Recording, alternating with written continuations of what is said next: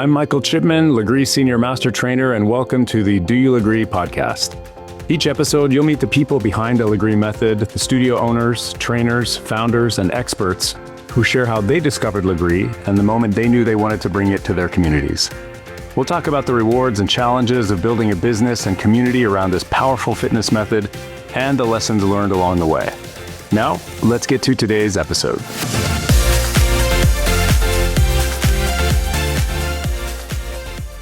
And welcome to episode 3 of Do You Lagree? I'm Michael Chipman. I'm so happy to be here with two of my favorite all-time studio owners, Lina Hagge and Monica Øien. Did I say that right? Almost, yes. But it works really fine.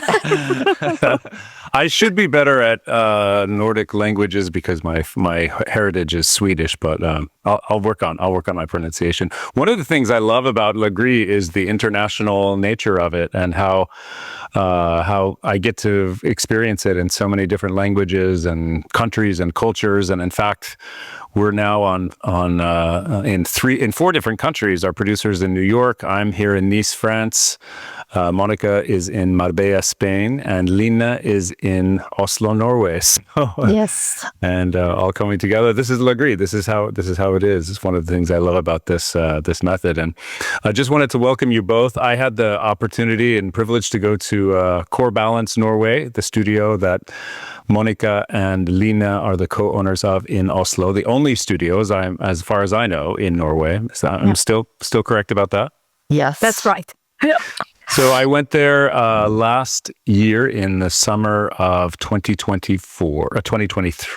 Yeah, this is 2025, and had a wonderful class with Olivia Gladstone, one of their amazing instructors, and then met Monica, and we talked for many months over the years, and then I ran into Monica when she was in Marbella, when I was there for training, and she took one of my classes, and we continued to speak, and I was just thrilled to get to go back and do level 1 training with almost the entire crew of Lagree instructors, and was just so impressed with the quality of teaching, the passion that the trainers have for the method, and for the powerful energy that you've created in the studio there at Balance Norway. And I'm just thrilled to have you both here. So thank you so much for joining me.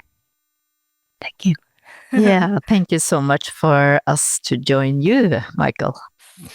Yeah, I love to start these podcasts, these interviews with a question just about your background. Everyone comes to Lagree from a different path, everyone has a different journey in coming to the Lagree method. And I was wondering if both of you could just briefly tell me your story of how you found the method and what spoke to you about it, and what made you want to move forward with opening a studio. Thank you for the nice introduction too, Michael. It's lovely to know you, and I feel the confidence of being a community where we can discuss different issues, because there's always things coming up. And I've been in this business now with the Lagree for 8 years. I was living in California, and I was doing my nails at a little studio there, and I was talking to this girl, and she said, "You have to try the Lagree, and it's the fake Pilates." She called it back then in 2016. And I said, well, I'm not into that kind of workout. I like to go slow and with control and everything. But she convinced me, and I came, and I never looked back. I went to the Fit Buddha studio in Santa Barbara, and I was so amazed because it was really quality. It was really slow, and I couldn't laugh for a week afterwards because I was so sore in my abs, So I was absolutely breathtaking, and I have an experience as a reformer teacher, Pilates mat teacher, yoga teacher. So that was really good for me to understand the possibilities that we can do on this more like a fitness machine. And that was my introduction to Lagree. And then I went to LA, I talked to Sebastian, and we started the business. Amazing. And what about you, Lina? Yeah, it was actually Monica, of course, that brought me into Lagree. She was so excited calling me from the US, and she said, I need to bring this to Oslo. And I was really curious when I started this Lagree journey. So I went to the level 1 training, just jumped into it, and I felt a little bit, too much for me with all this resistance. But as a former dancer and a Pilates instructor, I really felt a new experience when I started to do the method. And I think this combination of alignment and the resistance, it's so intense, and it's so, motivating. You really feel that you're building the strength in your body. So for me, I was also really, really astonished, is that the word of it? And I have never looked back. So here we are. Amazing. And so one of the things that initially struck you, Lina, was the difference that you felt in terms of resistance. That's a very interesting thing, because you had worked so much in Pilates and had taught and trained in Pilates, that it was the resistance that struck you the most. Yeah, because that challenged me both mentally and physically. And of course, I like to work with alignment, but in combination with this resistance, you get so much more out of the workout. So yeah, that's really good.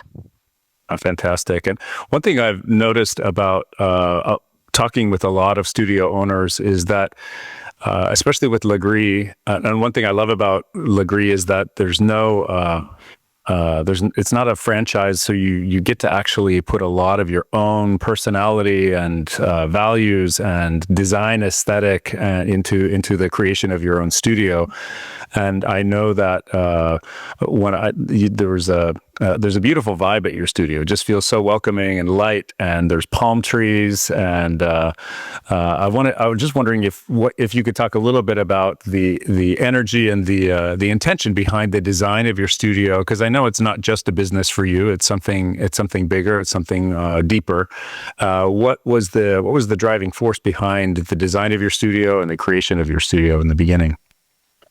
So thank you for asking, because in Norway it's cold half of the year and it's dark half of the year, and in a way we feel a bit lost in the world, and we try to go on holiday for a week to warm up at the Canary Island or something. But we wanted to create a kind of community where you didn't actually have the sun, but you have the feeling of the sun, and you have the energy and the vibe of being together with people who wanted something, they wanted change, and they wanted to be together. So when I started in the beginning, and Lina, she has always been by my side, because she actually worked in the first studio where we had the studio before we moved 2 years ago.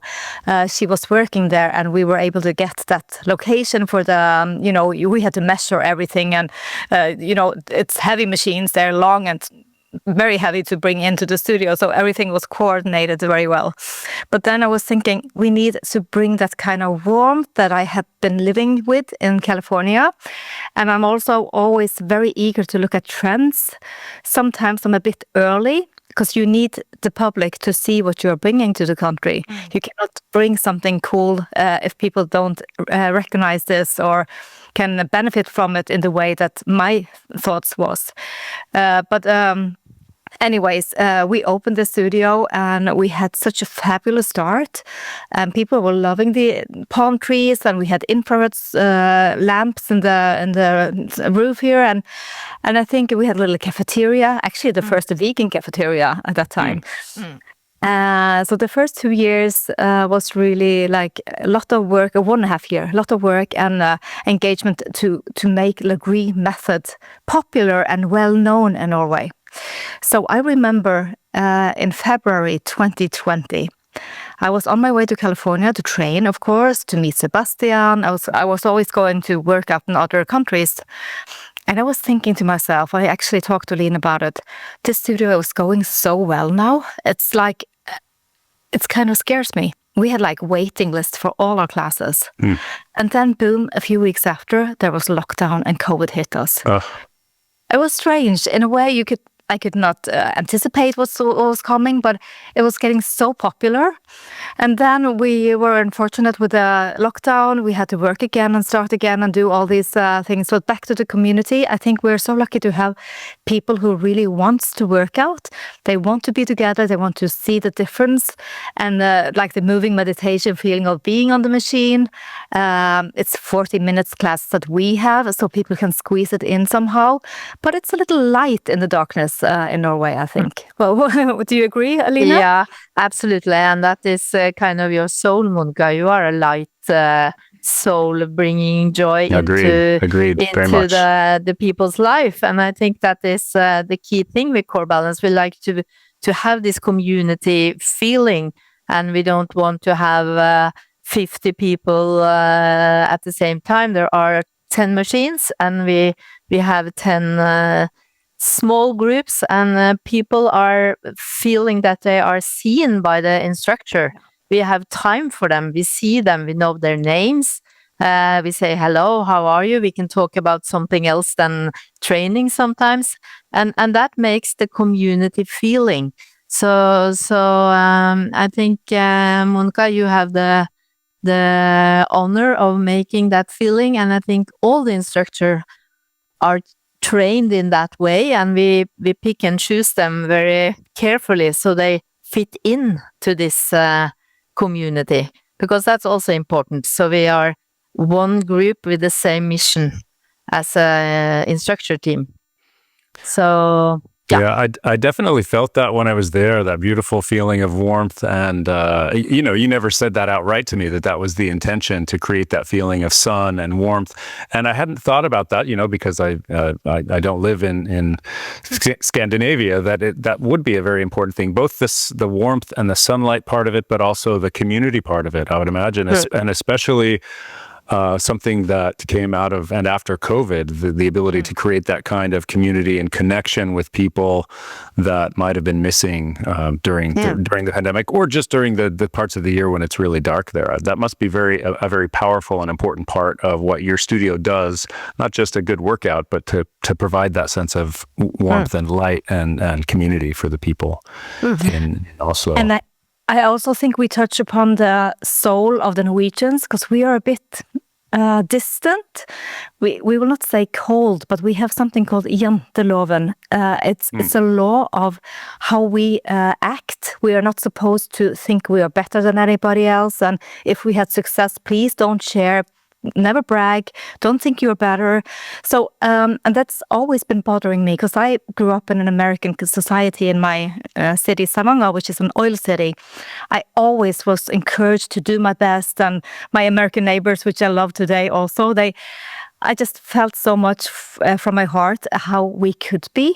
We could leave that janteloven, that the law of not celebrating our successes. So when we opened Lagree, I wanted also to bring that feeling of it's okay to look good. It's okay to work for your health. It's okay to show up for yourself. And we wanted our teachers to be nice, well-dressed, well-articulated, the best teachers. And I have to admit, when Sebastian Lagree came, he came to visit us. He was so surprised and impressed by all our teachers. And he gave a lecture about the method and his history. That was back in 2019. He was in Norway because he was going up north. It was winter, and we had lunch with him, and everybody got to meet him, and he was encouraging everybody to do their best. And he told us when we had the lunch, Lina, that he had never seen such great team of instructors before, because we are so in line. We have all the personal training, education, certifications. So that was also very encouraging and nice for us, because we could go on and continue the things that we built out from our path and dreams of having a community studio. So the people in the studio, we can give hugs there, and we can be supportive, and we can cherish and say, yeah, you're great. So we kind of left that little feeling of janteloven. We don't allow that in our studio. No. You allow people to shine when they're in we your studio. We want everybody to shine and express it. Yeah. I felt the same way when I was there. I thought your trainers were so impressive. They take the method and they're teaching so seriously, and they're so passionate about it, and really skilled and talented. I mean, the way that they approach everything that they do, and the mock classes that we do at the end of the 4-day training were some of the best I've seen. They were so high level and detailed, and the training that you've done. I was actually wondering if you could talk a little bit about how you recruit your people. Like, how do you find a team? Because I think that's one of the biggest challenges for people opening a studio, especially in places where there is no Lagree. You know, like in Norway, you're still the only studio. And in many of the cities that I go to, it's the first studio. It's just opening in Italy, and in many cities in Spain and in France, there's only 1 or 2. And so it's the number one challenge after, you know, finding the space and buying the machines and renovations, et cetera. But the number one part of the successful business is the quality of the teachers. And so I was wondering if you could talk about how you went about finding your people, or if they found you, and how do you recruit the highest quality of talent that you were able to find there? Yeah. Should you say something, Monica? You started the base of everything with the crew there. Yeah, we can say something, both of us, because we always team very well up with this. But when I started, I wanted to have... I came from the Pilates world, so it was easy for me to leave the Pilates philosophy and do something new, because I didn't want to continue with what I did. I wanted to bring something really new. But we interviewed all the girls. We had one guy for the first teacher training, but he left. It was too hard for him. We interviewed everybody, and it's more than just having all the certifications and your curriculum on a paper. It's so much personality. So we wanted people that wanted really to show up for their work, passionate about learning new things, and also staying with us with the method, not trying to create new things. That was really important. So we made contracts with all of them. But then we had lockdown. Some people moved, some people got babies, and we were in lack of instructors. So Lina and me, we created a little workshop and brought some new teachers in to the studio. We trained them while we were waiting for you, Michael, and that's why they were so clever, because we had been working for several months with them. Yeah, that was very clear too, by the way. I mean, I got, and it was really fun for me to be able to, because usually I'm starting from zero with a lot of the people, and with your people, we were able to immediately get to super high level teaching and variations and the deeper scientific principles behind the method. I loved it. I loved that part of it. But so you did a lot of training in-house on your own before. Yeah, we did, and I always when I teach, I'm quite curious in all the customers, of course, but I can spot when I see a star, kind of. Yeah. And some of them, like you, Stine, Sandra, they have been to the classes, and I see them working. I see how they understand the method. And then I start to tease, could you be interested in teaching? And they say yes. So that's a good way of building new instructor, because they have the passion in their heart, and then you can go from there. So I think it's really good to see them in action and see how they understand the method. And if they also have some teacher experience, it's top notch. But that's interesting to develop these young girls. I like that. And a couple boys too. Bernd was there last time. A couple of boys. Bernd is one of them. Yes. Bernd was a client. That was such a great surprise for me. I met Bernd. He came to my classes in Los Angeles, and then I didn't realize that he was going to be. I mean, I saw the name Bernd, but I didn't put one and two together. No. And so when I got there and saw him, it was just such an amazing surprise. It's such a small world. But I agree with you. I think that the best teachers are people who come from within the method, people who are incredibly passionate and they get it. They get it in their bodies, like you said, Lina, at the beginning, that they feel the method in their body, and that is what inspires them to want to teach it and to take it to a higher level as instructors. That's the best way. Sometimes, in some of these communities that's not possible, but it's interesting to come back after a year sometimes and see the people that I trained the first time or the clients that have been working, and the difference is night and day with people who know the method already. Yeah. I think so too. And it's we're in a good situation in a way to be the only Megaformer studio in Oslo, because it's getting so advanced. So we have like beginners classes or introduction classes, and we have classic Lagree. And that gives possibilities for everybody to join. But people who've been training with us for years, they still need challenges. And after you came and did a new teacher training with us, Michael, all the clients were so lifted, and they got such new spirit, and they were so happy about that because they can feel the difference in our teachers too. So we have to roll on and do the level 2, and we just have to keep not rushing, being in quality. But I'm always a little sucker for posture. I love when people have a nice posture. So I know Line shares this with me. When you see people walk in a room and they own the room, so it could be like you don't even have to be a ballet dancer or a Pilates teacher. You just see when people approach and they own it, and that's a really charm is always good. Looking fresh and inviting is always good, to be able to articulate well and understand the method. And you have to be a bit curious also and be open to what's changing, because the Lagree method has been changing the last year, so 1.5 years now. So and we think every week actually there's new updates to the Lagree Academy. So it's a constantly evolving method. Yeah, it's one of the things I love about it. I love that it's the holistic package. So your recruitment comes down to looking at people and how they present themselves, how they walk into the room, how they move, how they connect with people, their overall energy, and that showed. I mean, it was very evident.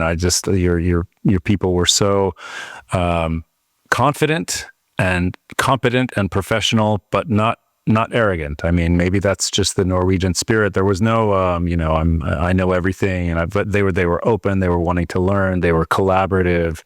It's a really beautiful spirit of teamwork that you've created there, and of collaboration among them. And I think that comes from the two of you as well. You mentioned being the only studio in Oslo, and you said you talk about it as a good thing. I was actually wondering about that. If you would prefer to have more Lagree or more studios, or do you want to stay the only studio in Oslo? Or what benefits are there to that, and what challenges have you seen by being the only studio in Oslo? Or in Norway, for that matter. Yeah, it's a very good question, and it's accurate in the terms of being in Marbella, where there's like different. Just in 1 year, there's been 2 new studios opening, but they have such a different vibe that you would not even compete, because they're spread in 2 different areas, so different clienteles. But the thing is, the first years it was really nice to be exclusive, and not only in Oslo but in Norway. But then, if somebody wanted to open a new Lagree studio in Norway, we would never be anxious or worried, because we kind of owned the Lagree method in Norway. We have such a great reputation, and we have been, number 1 in many magazines, giving stars to different studios. So we have been winning a lot of competitions there. So I think we kind of feel so secure about what we are doing, and I'm sure if a new Lagree studio would open, they would do something completely different without palm trees, something. So we're not worried. And actually, I think competition is a good thing. I think it's nice when more people are willing to do changes for their body, and it's not only workout, it's a lifestyle thing, And when I used to live in California, at least, I always had my sneakers on. That was 10 years ago now, 8. You have your sneakers all the way. If you don't have them on, you have them in your backpack or something, because you were always on the move. And I think we are adapting that more and more in Norway too. And it's like working out is a full-time lifestyle. You do it every day. So it's kind of your workout outfit, on the way to work, going home from work, with kids, without kids, whatever you do, there's always some kind of workout in your routines. So I think we have room for many others too. Yeah, and I support you there, Monica. Competition is always good actually, because that's the way you develop, and you can get inspired. So you don't need to be afraid of that, because then I think you have lost. So if someone else would like to start, we will welcome them, and maybe you can also make this collaboration with the Lagree method actually. So yeah. I feel like, having been there, I feel like there would be no issue with competition. There's just such a spirit of friendliness and openness and collaboration, at least among the people that I met in Norway. It doesn't seem like a dog-eat-dog kind of place. It seems like, and the way I see it is, the more the merrier. The more Lagree is, the more, and the better the quality is, the better the reputation is for the method. It's the rising tide that lifts all ships. I think we all benefit from having great Lagree studios who make people's lives better and make them feel better in their own skin. So. Yeah, but I do have a little wish. I wish, because we had several teachers coming, like yourself and Sebastian and others from all over the world, to teach, like a pop-up teaching, couple of days coming in. And we always are open to invite new teachers. If anybody would like to come to Norway and have a weekend, go skiing in the winter, whatever, we would warmly welcome to have pop-up classes in our studio. And I think that's such a nice way when you are a worldwide community. You could actually have a little pop-up teacher library where you could book people, or I don't know, but I've been challenging you and Sebastian about that, because it's always nice to have new spirit and blood and energy in the studio. Yeah, I would love to. I'll be coming back for sure. Yeah, that would be so much fun. And actually, in regards to that, if we'll put a contact, if you'd like me to put a contact in the description for of this episode, we can give people a way to contact you if they're interested, because I'm sure there are a lot of people who would love to come and spend a week and guest teach. That would be amazing.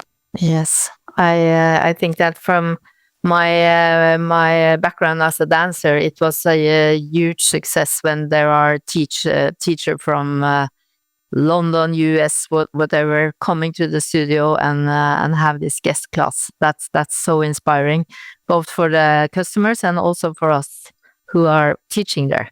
So it's really good if you can make that happen. Yeah, and I can vouch for it for any trainers who are interested in going to Oslo to teach. Make sure that you know your stuff. Make sure you show up with good routines that are hard, because these people are strong as well. So, I have a wish: if you come back next time, and when you come back next time, Michael. Yeah. Because we did that back in Santa Barbara, it would be great to have like a master class workshop day for our clients, that they could sign up and join, like maybe a 90-minute or 80-minute master class with you. So it would be like something they could join and pay for, because that was really cool to go a little bit into the method as a client, not as a teacher. So that would be a fun thing to do too. Yeah, I would love to. I wanted to talk a little bit about your studio. I know you offer there's a fun, like a trampoline class that you offer, and just in terms of, I'm very interested, and I think a lot of people will be interested in your perspective on what the ingredients are for a successful business. Because at the end of the day, it is a business. You have to make money. You have to pay your coaches. It's a beautiful service that you provide to your community, but you have to make money too. So I'm wondering if the diversification of what you offer, or what have been the keys for you in running a successful business from the business side? We can go back in the beginning when we started, because I had like my background in making sculpt classes that was on the mat, small weights, and we were training like for 50 minutes. And in the beginning, people who knew me and followed me from my old places, they loved that kind of workout. So in order to introduce Megaformer, we used the sculpt classes parallel with Megaformer. So we had two different options here, mat room or the Megaformer. And in the beginning, it was like 50-50 in tendency. You could see like people were coming 50-50 to both things. As Megaformer was growing, we were scaling down a little bit on the sculpting. And then the mini trampolines came to us during lockdown, because that was really hard. In Norway, at least, we had 18 months of locked studio, and we had to pay the rent. So what we did, we bought a bunch of mini trampolines, and we went out to the parks with 2 meter distance, and we tried to train with people doing a little bit of these sculpt movements, at least. Because we didn't have the home Lagree megaformers, mini formers. We didn't have those, and we couldn't even afford those, and we didn't have the possibility because nobody were allowed to train with us, just a few people outside. So the mini trampoline. And then when we had bought many of those, we wanted to continue when we were allowed to open again. So we found out, okay, because back in the States, I see many people use bicycles. So they have like a 50-50 or 20 minutes on the bike and then 30 minutes on the megaformer. So that was kind of the inspiration to do something which were a bit cheaper for us to invest in, because like we pay $150 for a mini trampoline. And if you have 10 of those, 20 minutes, and then go to the machine. But the thing is here that in order to keep this like high intensity but low impact, we needed also to adjust the intensity of the jumping on the trampoline so it equals good with the megaformers afterwards. So that was one thing, but it's not the most successful classes with a mini trampoline. They are usually not full, like the megaformer classes are. And then we also had yin classes to stretch and release. And Line, she's been teaching a lot of those. And I feel, because many people wanted to do 5 and 6 and 7 megaformer classes. So then we offered some stretching classes. And it's always a matter of seeing the needs of the clients. Of course, we have the machines, which we have paid a lot of money for, but also see the client and their needs. And you can always calculate the numbers in the schedule. Don't you? What do you think, Line? Yeah. And I think also when we move to this new location, we need to switch the model a little bit, because in the former location, we had 2 different rooms. So you were not competing with the energy or the music or anything. So when we moved to the new location, we had one big room. Michael, you have been there, and we have a space for this trampoline or mat classes, but we cannot teach them in combination, because then, that just doesn't work. And then we saw that the megaformer is more and more popular, and we actually switched the concepts more to the pure megaformer offering.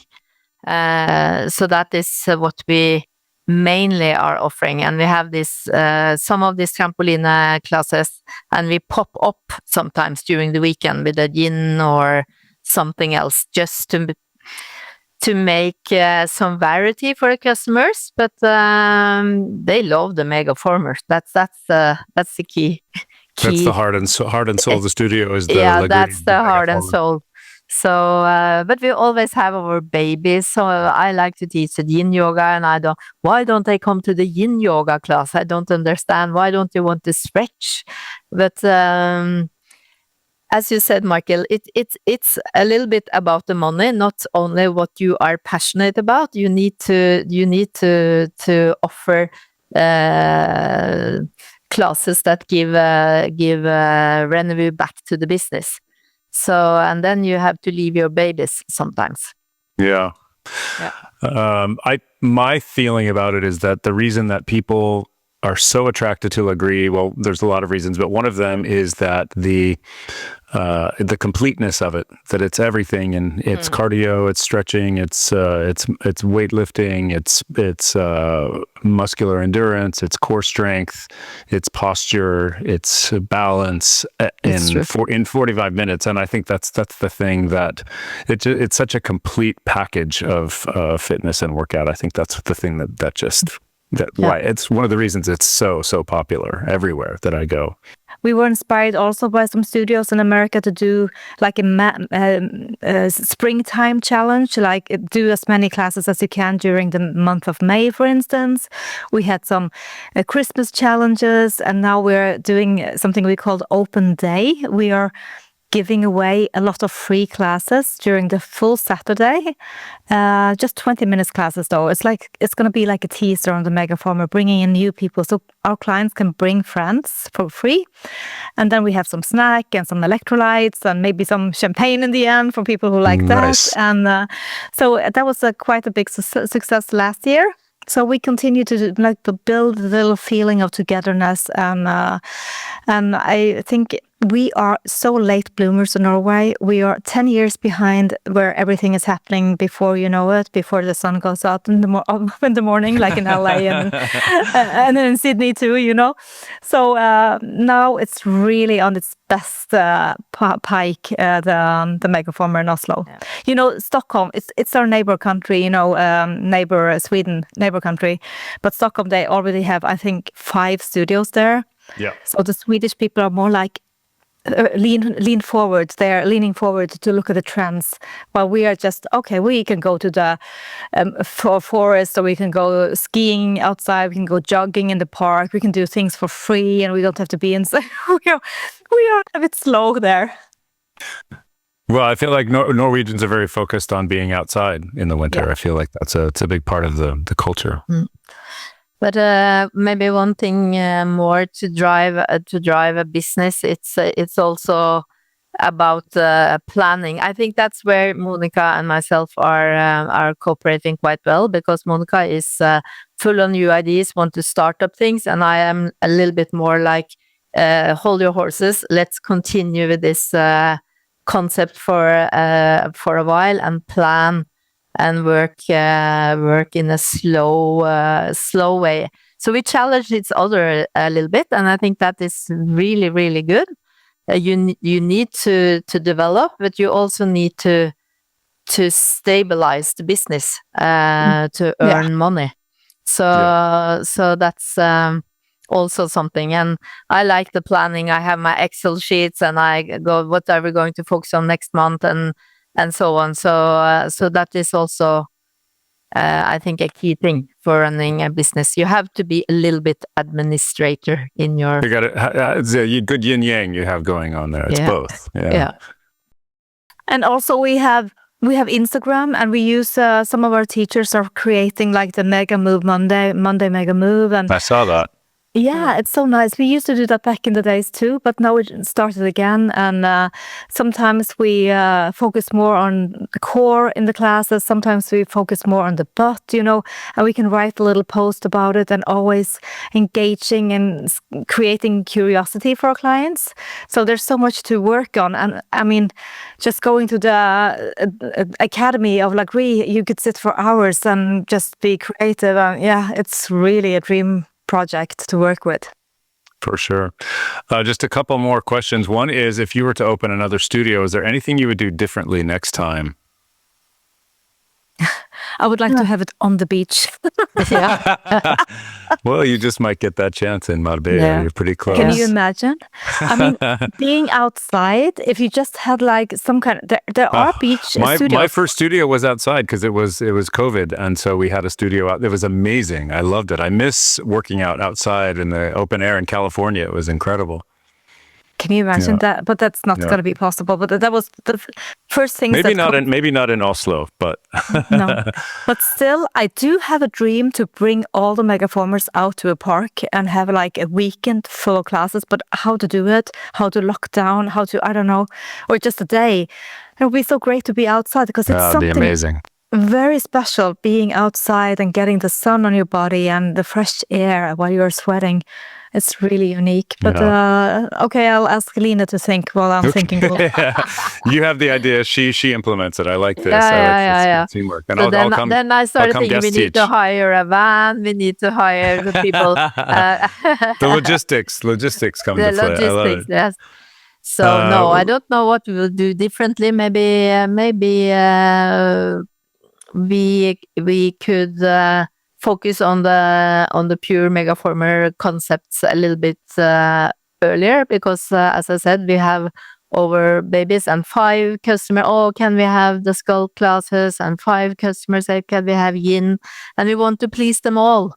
And sometimes you cannot do that.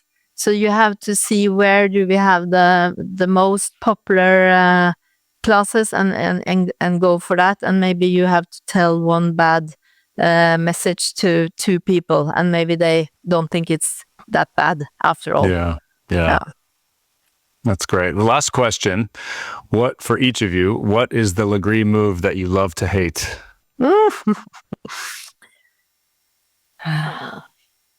I love all of them, but I don't hate any of them. I just need to think now, really.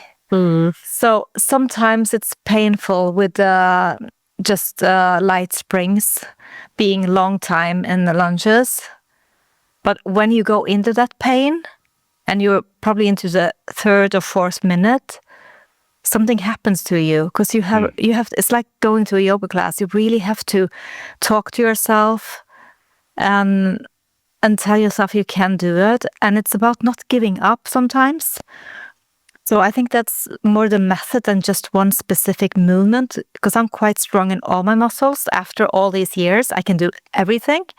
But it's just going to be like 1 month of no Lagree, and then you have to engage again. And so that tells me that we should not stop working. I just the other day I was on the beach, and an old neighbor of mine, he's out fishing with his boat, and he's the same age as me, but he put on some weight. He used to be like an athlete and run on the beach, and he says, I'm old now, so I'm tired after going out with the boat just for 20 minutes.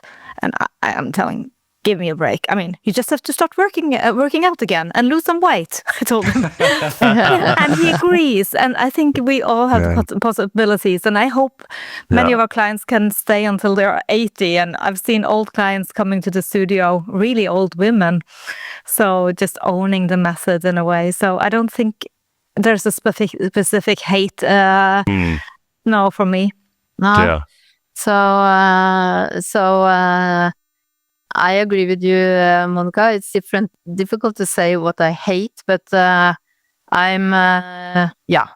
don't know if I should call myself old, but I am going to stay on that machine until I'm 90 or 100, or that's my goal. And I think for me, the most challenging part is actually the escalator launch on one spring, and that because it's challenged my balance quite well. But then I just talk to myself and say, stay with it, and you can make it. You can make it, Lina. And I think I love the obliques series, because I think it's so interesting to be strong in that muscle. And when you see new clients, they are so weak in that area.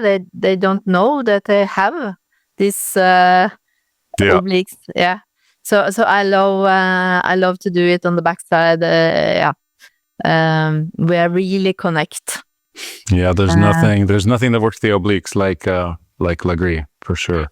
There's one more thing, and it's the core. You know, we call it core and balance. It's like the balance and core. If I were to change the name today, we might use the Lagree I don't know, we cannot change it now, I think, but we haven't talked about it. But I think I would start using Lagree.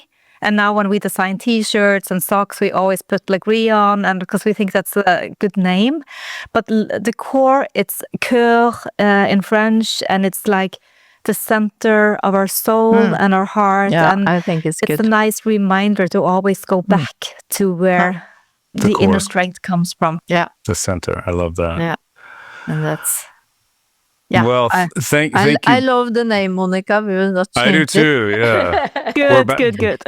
Core Balance Lagree, that has a ring to it, for sure. Yeah, Core Balance Lagree. That could be because we have live your intention, and then we start to think maybe we should remove that, but we can have Core Balance and then Lagree underneath. Yes.